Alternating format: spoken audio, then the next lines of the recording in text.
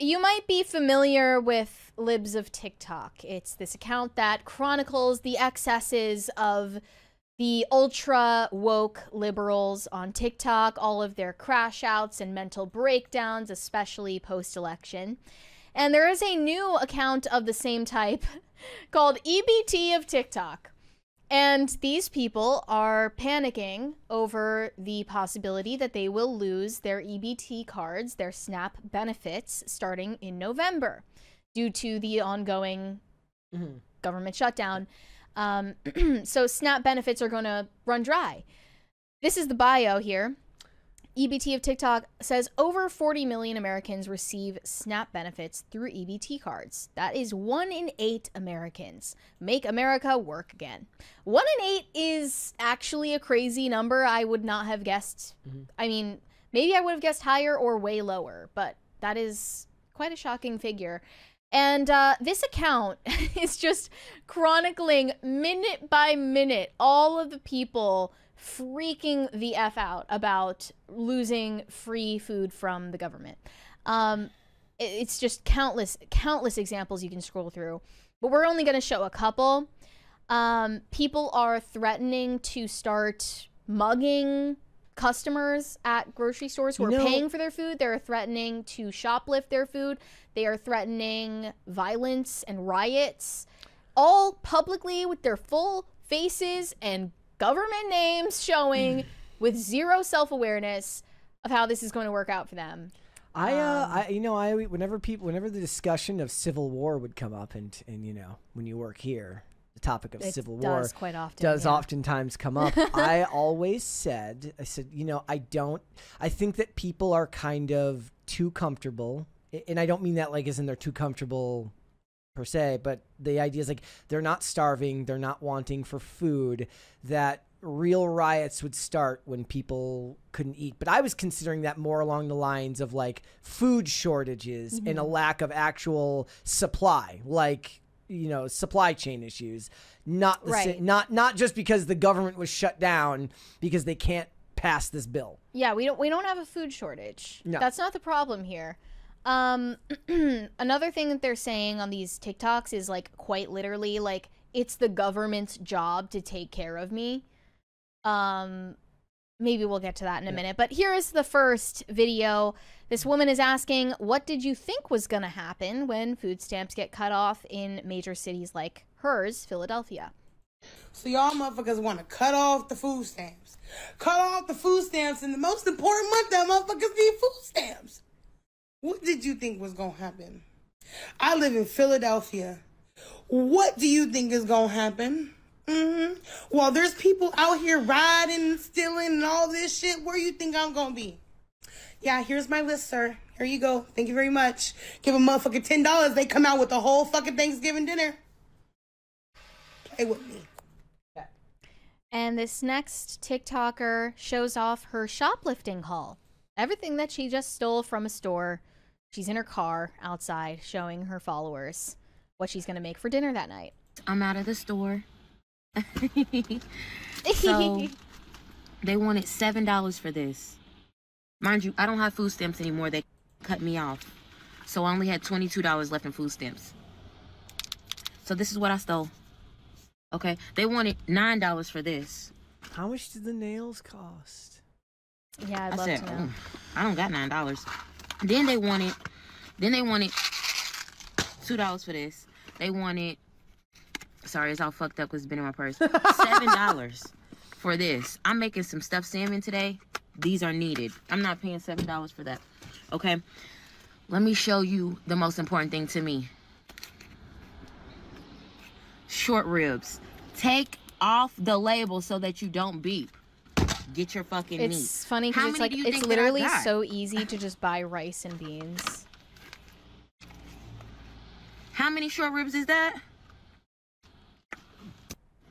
Okay. In a second video from the same TikToker, which I just sent you, she actually explains her motivation for doing this further. She learned from the white man to just take it. And can I be real?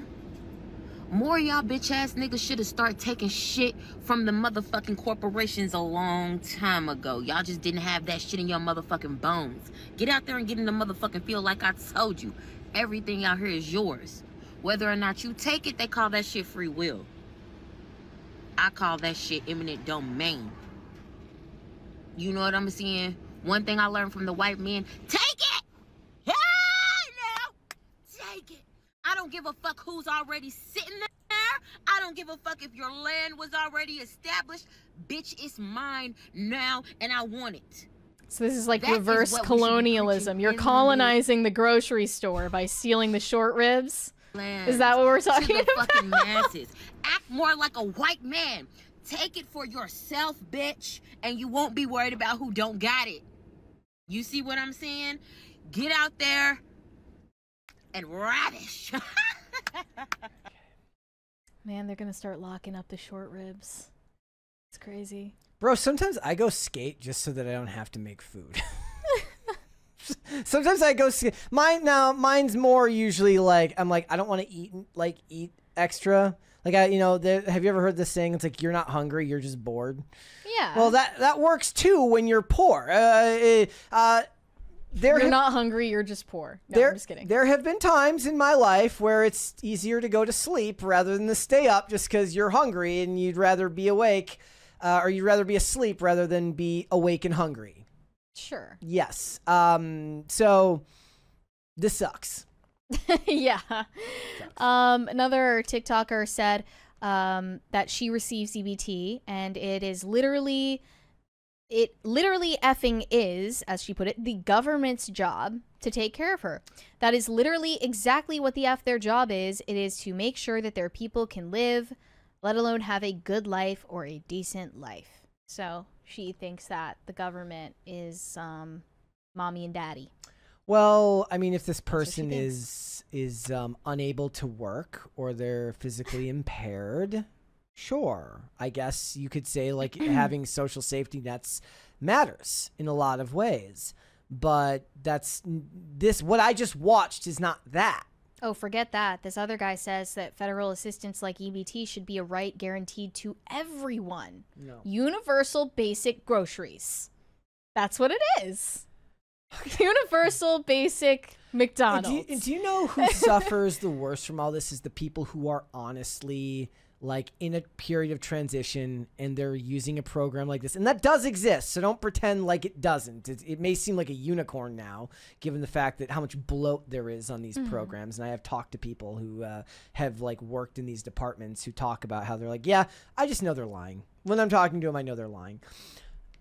There are people who are in that transition period where they're trying to get back on their feet, and it puts a bad taste in everyone's mouth when this is what you think of when you think of EBT programs or any of these types of social safety nets. I saw Matt Walsh interacting with someone who was disagreeing with his take about EBT. I think this was like last night or something.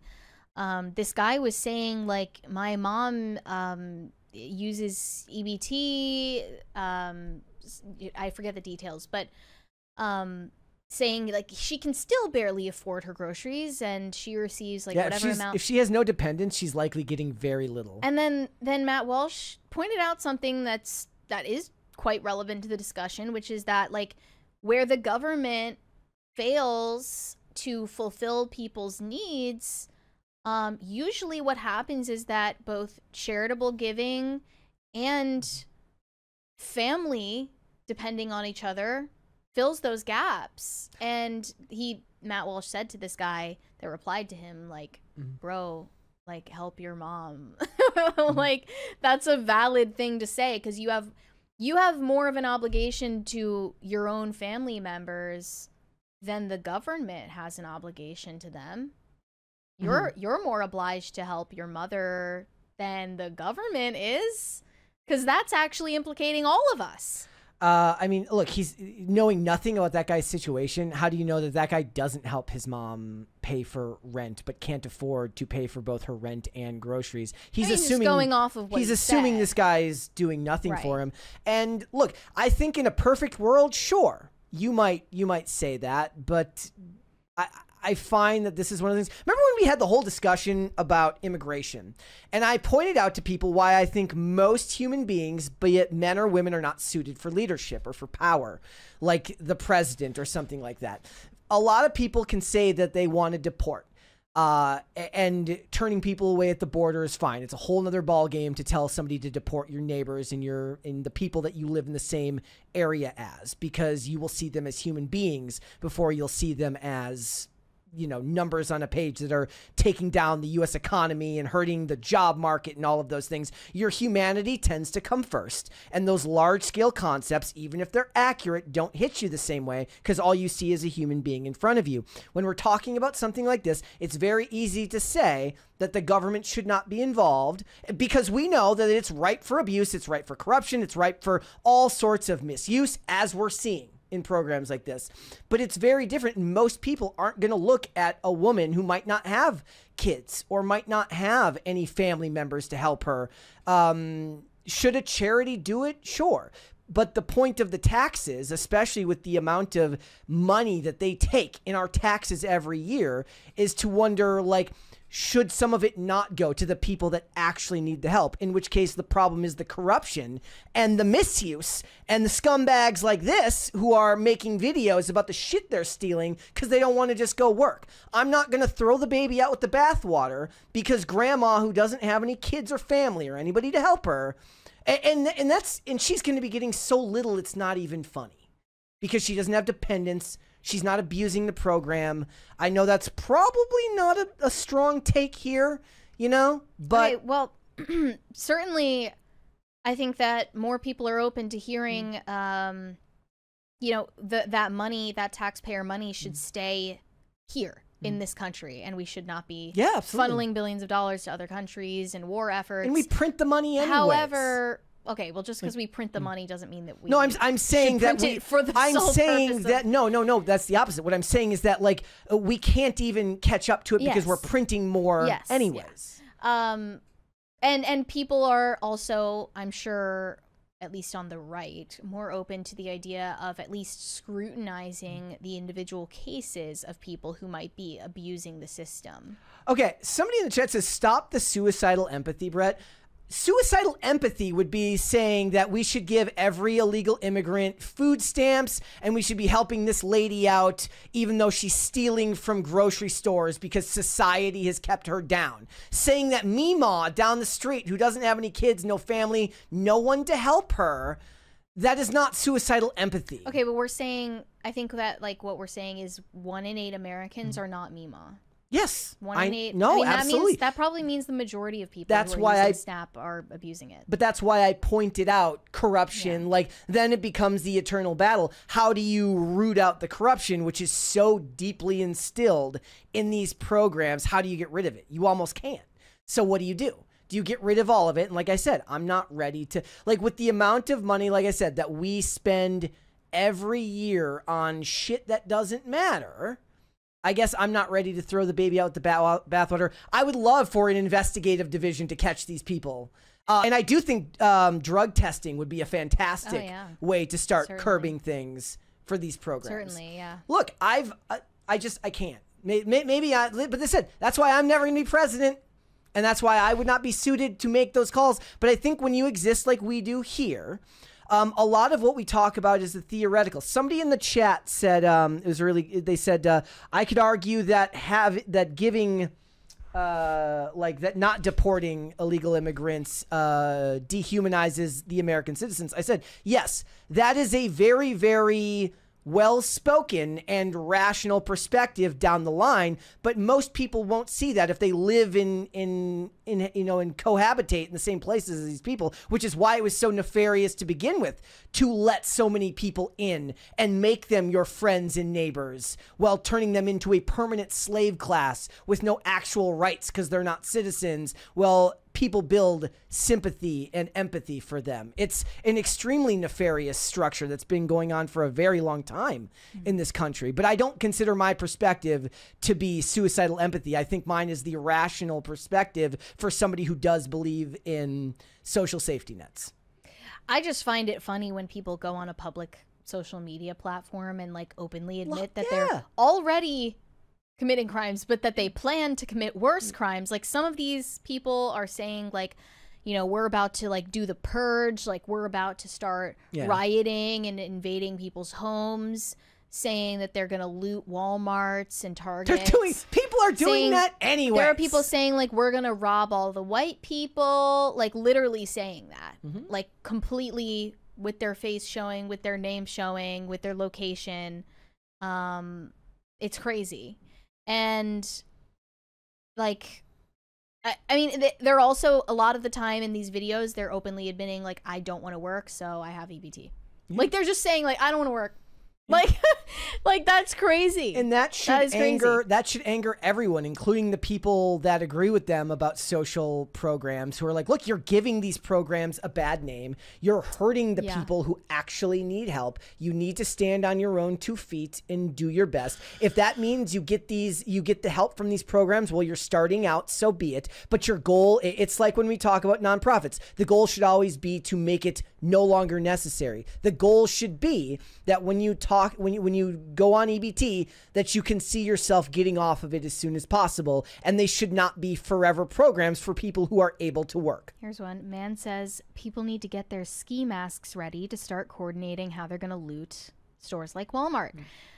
Woman encourages people to, quote, just lie on applications in order to qualify for EBT.